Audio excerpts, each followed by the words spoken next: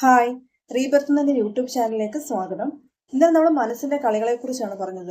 അതായത് മനസ്സെങ്ങനെയാണ് നമുക്ക് നമ്മൾ ആഗ്രഹിക്കുന്ന കാര്യങ്ങൾ കൊണ്ടുതരുന്നത് എന്ന്. ലോ ഓഫ് അട്രാക്ഷൻ, അതിലൂടെ മാനിഫെസ്റ്റേഷൻ എങ്ങനെയാണ് സാധ്യമാകുന്നതെന്ന്.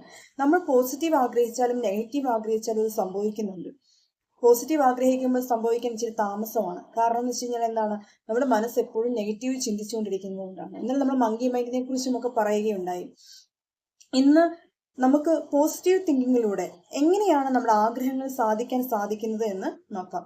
ലോ ഓഫ് അട്രാക്ഷൻ, അത് നമ്മൾ നെഗറ്റീവായിട്ടുള്ള കാര്യങ്ങൾ ആഗ്രഹിച്ചാലും പോസിറ്റീവായിട്ടുള്ള കാര്യങ്ങൾ ആഗ്രഹിച്ചാലും ലോ ഓഫ് അട്രാക്ഷൻ നടക്കുന്നുണ്ട്. ഈ ഭൂമിയിൽ അത് നടന്നുകൊണ്ടേ ഇരിക്കുകയാണ്. നമ്മൾ പോസിറ്റീവ് ആഗ്രഹിച്ചാലും നെഗറ്റീവ് ആഗ്രഹിച്ചാലും ലോ ഓഫ് അട്രാക്ഷൻ നടക്കുന്നുണ്ട്. പോസിറ്റീവായിട്ടുള്ള കാര്യങ്ങൾ ആഗ്രഹിച്ചുകൊണ്ട് ലോ ഓഫ് അട്രാക്ഷൻ നടക്കണമെങ്കിൽ നമ്മൾ എപ്പോഴും പോസിറ്റീവായിട്ടുള്ള കാര്യങ്ങൾ ചിന്തിക്കണം. പക്ഷെ അത് എപ്പോഴും സാധ്യമാകുന്നില്ല. അതിന് കുറച്ച് അഫർമേഷൻസ് യൂസ് ചെയ്യാം. നമ്മുടെ ചിന്തകളെ അഫർമേഷൻസിലൂടെ മാറ്റിയെടുക്കാം. നമ്മൾ നെഗറ്റീവ് ചിന്തിക്കുന്നത് അപ്പോൾ കുറയും. നമ്മുടെ 24 hours നമ്മുടെ ഉപബോധ മനസ്സ് വർക്ക് ചെയ്തുകൊണ്ടിരിക്കുകയാണ്.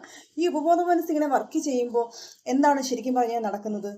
അത് വർക്ക് ചെയ്ത് ലോ ഓഫ് അട്രാക്ഷൻ സാധ്യമാക്കുകയാണ്. ലോ ഓഫ് അട്രാക്ഷൻ നടക്കുകയാണ്.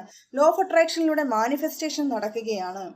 നമ്മൾ എപ്പോഴും ചിന്തിക്കുന്നത് എന്താണോ അത് നമുക്ക് പ്രപഞ്ചം കൊണ്ട് തന്നുകൊണ്ടേയിരിക്കുന്നു. പോസിറ്റീവായിട്ടുള്ള കാര്യങ്ങൾ ചിന്തിച്ചു കഴിഞ്ഞാൽ പോസിറ്റീവും, നെഗറ്റീവായിട്ടുള്ള കാര്യങ്ങൾ ചിന്തിച്ചു കഴിഞ്ഞാൽ നെഗറ്റീവുമാണ് നടക്കുന്നത്. നമുക്ക് എപ്പോഴും പോസിറ്റീവായിട്ടുള്ള കാര്യങ്ങൾ ചിന്തിക്കാൻ സാധിക്കണമെന്നില്ല. നെഗറ്റീവ് ശീലിച്ച് അതിന് അടിമപ്പെട്ടു പോയൊരു മൈൻഡാണ് നമ്മുടെ ഉപബോധ മനസ്സ് എന്ന് പറയുന്നത്.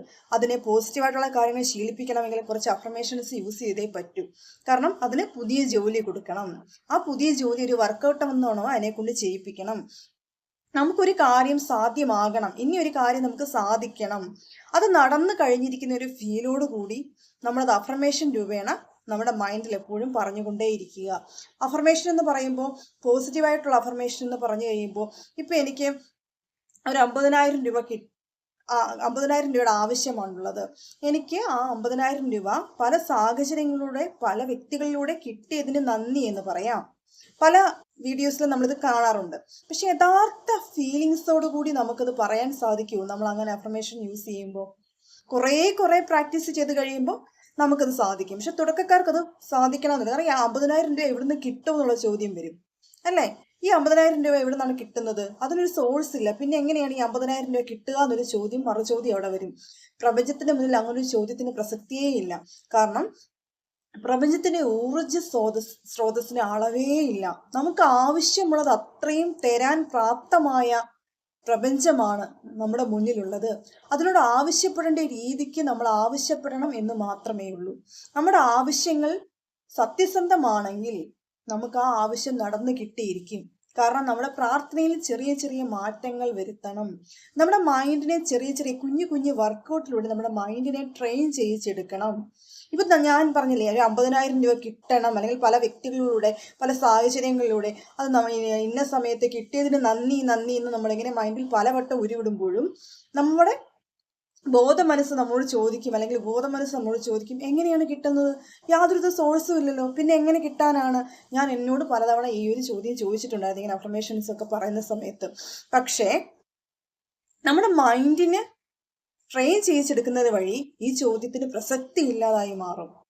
കാരണം എന്താണ്, നമ്മൾ ചോദിക്കുന്നത് എന്തായാലും അത് കൊണ്ടുതരാനുള്ള ഊർജം പ്രപഞ്ചത്തിലുണ്ട്, അല്ലെങ്കിൽ അതിനുള്ള അത്രയും ഊർജ സ്രോതസ് പ്രപഞ്ചത്തിലുണ്ട്. നമ്മുടെ ചിന്തകൾ ശരിയായ രീതിയിൽ ഡൈവേർട്ട് ചെയ്ത് വിടുന്നത് വഴി നമുക്ക് നമ്മൾ ആഗ്രഹിക്കുന്ന എന്ത് നമ്മുടെ കൈകളിലേക്ക് എത്തിച്ചേരും എന്നുള്ളതാണ് സത്യം.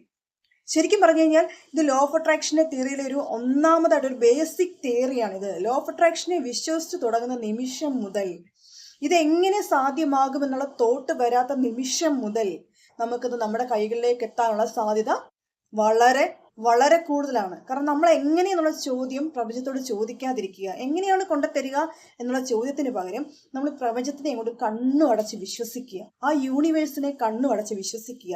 അതിലൂടെ മാത്രമേ നമുക്കത് സാധ്യമാകുകയുള്ളൂ. ഊർജ സ്രോതസ്സാണ് അല്ലേ? നമ്മുടെ തരംഗങ്ങളെ നമ്മൾ ആ പ്രപഞ്ചത്തിലേക്ക് വിട്ടാൽ മാത്രം മതി. 100% വിശ്വസിച്ചുകൊണ്ട് 100% ഫീലിങ്സോടുകൂടി നമ്മൾ ആ തരംഗങ്ങളെ പ്രപഞ്ചത്തിലേക്ക് വിടുന്നത് വഴി നമുക്ക് നമ്മുടെ ആഗ്രഹം സാധിച്ചെടുക്കാൻ സാധിക്കും. അവിടെ എന്തിനെ എങ്ങനെയെന്നുള്ള ചോദ്യത്തിന് യാതൊരു പ്രസക്തിയുമില്ല.